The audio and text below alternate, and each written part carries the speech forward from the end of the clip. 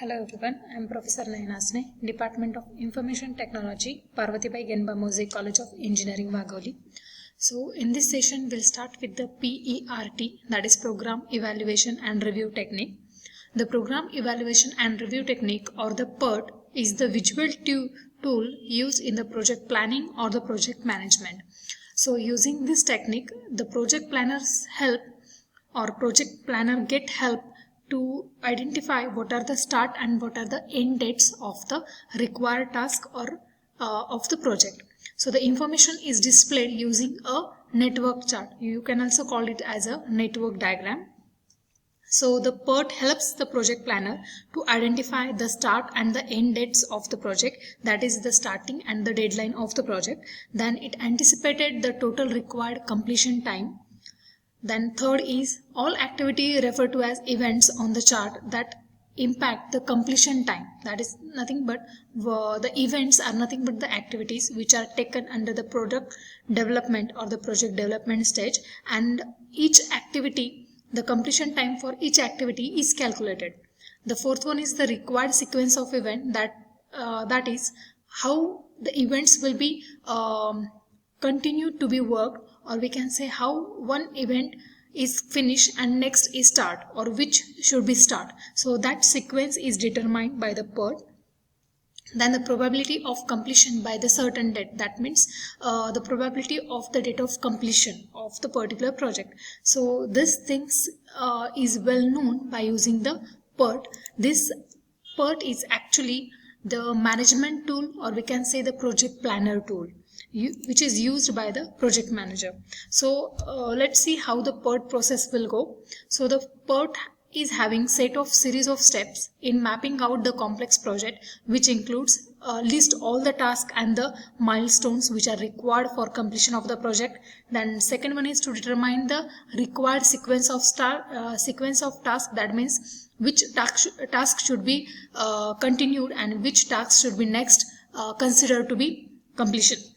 Then third one is design a chart to visually display all the steps. So we have to draw a chart, or we can say the network diagram, to visually it will represent how the flow of the events or activities will go with the project development, and what time will be required for each and every activity, as well as for starting of the project and for meeting the deadlines.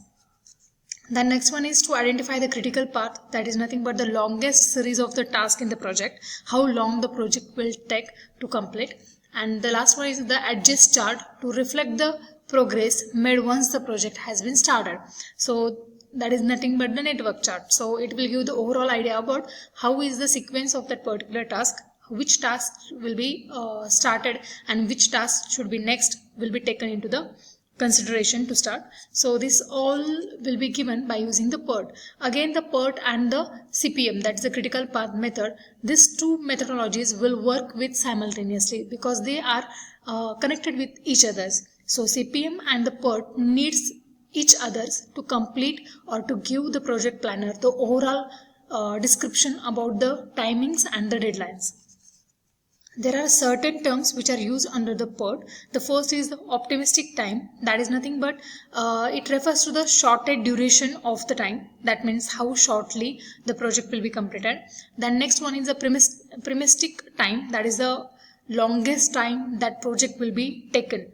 So it is just a logical thinking how much the longest time the project will take to complete. The next one is the most likely time, that indicates the reasonable estimation of the best case scenario, that is nothing but when the project is taken into the consideration. So most likely time is the time which consider there is no problem in the flow of the project and how mostly it will get completed. And then expected time is the time with encountering the different problems under the scenario. So this is the worst case time which is taken into the consideration for the project completion, and most likely time is the best case scenario, that is no problem has been encountered during the process. So next we'll see the network diagram or the PERT diagram which is drawn. So you can see the different events and the activities listed here. The flow you can see from first event, there are two concurrent process or two parallel process to be happening. So first one from 1 to 2 and 1 to 3 with the 10 is the number which is nothing but the time duration 10 hours required to complete one activity and move on to another. So likewise you can reach to the 11th activity, which is nothing but your deployment or the deadline. And there are different activities which are proceeding concurrently or parallelly. Suppose creating a schedule and buying the hardware. These are two activities performed by two different teams parallelly. Then programming and installation, the phases are there. Then you can also see these are the dotted lines. This is nothing but the dummy activities. Dummy means these activities are taken from the different PERT chart, so that are nothing but the dummy activities. The diagram describes the direction of the arrow, indicates the flow and sequence of the event which are required in the project completion. Then dotted lines represent the dummy activities. That means the items that are located on the another PERT path, so that are indicated by the dotted lines. The numbers and the time allotment are assigned and shown inside the each vector. You can see these are the numbers which are nothing but the times which are allocated for the particular event. So this is the network diagram. Then comes the critical path method, that is nothing but the CPM. The CPM and the PERT will work together to get a brief idea about the time of completion of the particular project. So the critical path method is the project modeling technique, or we can also say the project planning or the management technique that is used by the project manager to find the important deadlines and then deliver a project on a time. So in the project, the critical path is the longest distance between the start and the finish, and it includes all the activity which is taken into the consideration during the project development or during the project progress. So once a critical path is determined, you will have a clear picture of the project schedule. So you will determine how much time will be needed for the particular activity to complete, how much time will be needed from starting to ending, what is the actual time of the completion of that particular project according to the deadlines and according to the schedule. So the critical path is an important role while developing a schedule for the project management. It also uses the PERT, that is program evaluation and review technique, to figure out the longest amount of time that will be required for the particular project or for the particular task to complete. So conjunction means PERT and CPM works together, that is nothing but the conjunction. Now we'll see how to calculate the critical path. There are certain steps which are considered under calculating the project critical path. The first one is the activity specification. So in the activity specification, the work breakdown structure is drawn or calculated, or we can say shown. So work breakdown structure, again we have seen in the last session the work breakdown structure. It is nothing but the whole activity is divided into the number of units, so we can get the idea how much different tasks are certain or included in a certain activity or certain event. So that is nothing but the breakdown structure. So firstly you have to create the breakdown structure which involved all the activities of the project, and the main input for this is the main input for the critical path method. So the second one is the activity sequence establishment, that is nothing but which activity should be placed before, or this task, which activity should be started first, then which activity should be completed first, or which task should be completed at the time at a particular task. So which task that should be happen immediately after a particular task. So this activity sequence is calculated or established during the activity sequence establishment. Then third is the network diagram. So in the network diagram, the different activity flow is shown with different events and different activities. So the network diagram is also called as a network chart. And in today's scenario, the network diagram or the network chart is given by the different applications or the different software programs.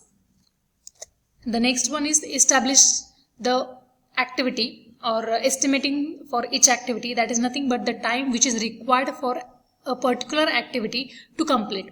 So this is nothing but the estimate for the each activity. Then fifth step is to identify the critical path, which again have the 4 elements or 4 times, we can say. The first one is earliest start time, that is nothing but an activity can start once the previous dependent activities are over. That is nothing but the earliest start time. Earliest finish time is nothing but the earliest start time plus the activity duration. Latest finish time, the latest finish time is an activity that can finish without delaying the project, and the latest start time, LS, is nothing but the latest finish time minus the activity duration. So these are some terminologies which are used under the identifying the critical path.